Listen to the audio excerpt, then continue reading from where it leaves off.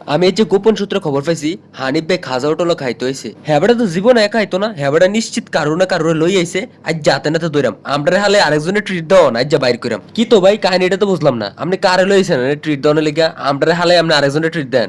হেবড়া করলে হেবড়া বলে একা একা আইছে, কারোর বলে লই আইছে না। তো আমি কি কারো না লইলে আপনি দুইটা ফটোটা কেন? আপনি তো একা অর্ডার দিবেন, একজনের জন্য না। তাহলে এখানে দুইজনের জন্য অর্ডার দিয়ে রাখছেন, আবার গানও বাজার না আসেন। কাহিনীটা তো বুঝলাম না। রাইতের বাজে 1:42, আমার তো কাহিনীটা ভালো লাগতেছে না।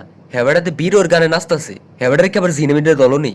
আচ্ছা যাই হোক, আগে খাইয়া লই, যেহেতু হেবাটা লয় কেউ আইছে না, এই ডাইল ফেরোটা আমি মেরে দেই। কিন্তু হেবাটা দেখে আমি খুব আশ্চর্য হইতেছি, আমি কি খামু?